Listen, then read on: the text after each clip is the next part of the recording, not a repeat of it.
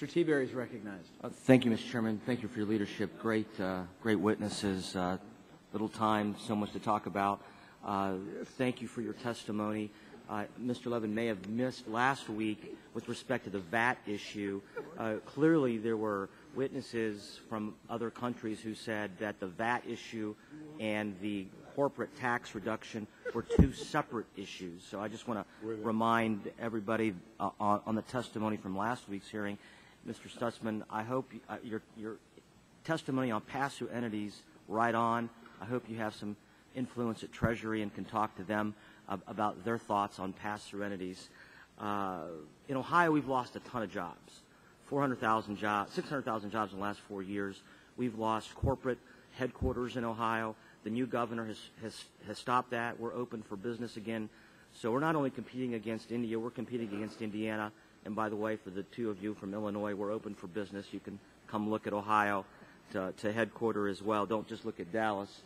Mr. Galvin, what great testimony, all of you. But I want to follow up on what Mr. McDermott said, because the bumper sticker, the easy issue out there that everyone kind of points to is you go overseas because you want to avoid taxes. And that is so far from the truth in terms of the policy. And you talked about that today. In fact, our tax code, and I want you to expand upon this, because you're a U.S. company and your major competitors, from what I understand, are foreign competitors. When you had an opportunity to acquire a U.S. company, it was acquired ultimately by a foreign company, and you were at a competitive disadvantage because of the double taxation issue. Can you expand upon that quickly for the members of this committee, how the tax code actually hurt a U.S. company from acquiring another U.S. company?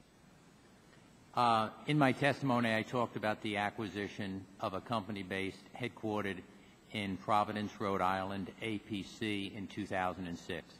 In that year, or in the previous 3 years, in excess of 50% of APC's earnings, because it's an electronics-type company, was outside the United States. When Emerson looks at acquisitions, we look at the after-tax cash flows as the money comes back eventually to the U.S. So even though their tax rate was much lower, in our discounted cash flows, we assumed that that cash eventually would come to the U.S. and be taxed at the 35% rate, even though the Asian taxes were much lower, and that we priced that out at we bid up to into the $5.3 billion. Schneider, the French company, paid in excess of $6 billion.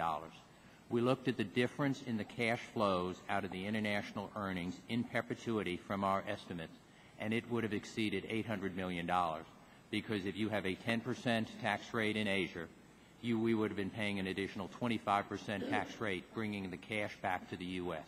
Because of repatriation. Because of repatriation. We assume in all our transactions, cash eventually comes back to the U.S. French company didn't have that issue. French company, you're correct, did not have that issue. The French tax law exempts 95% of dividends, and so the effective tax rate in France is about 1.5%. So that company that you looked at acquiring is now a French company. Correct. And they're so the headquartered corporate jobs that were in Rhode Island are now in someplace in France. And the engineering R&D also shifted to consolidation within France. All those jobs gone. So you in St. Louis, where are your best jobs for Emerson out of your 130,000 jobs? As you know, we employ a lot of people in Ohio. We have several divisions. Your best jobs? Our best jobs are... Are they in France? No. Where are they? High cost.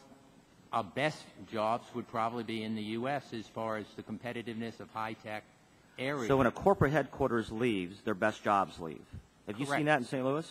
We have seen that in spades in St. Louis. Somebody can just look at what has happened with when a company is acquired, the headquarters jobs are lost. If the federal government, if we, Congress, don't do something about the current tax code, are your three companies at risk from a foreign competitor at some point in time? At some point in time, but I certainly think smaller companies would be acquired first. Our market cap currently exceeds $40 billion. So I'd say any company is always at risk of takeover. You always have to worry about that. But because of the comparative disadvantage that the American bidders in an acquisition would go through because of the net after-tax cash flow, certainly we'd be at risk. We'd all be thinking about that. Thank you. Time's expired. Mr. Reichert's recognized.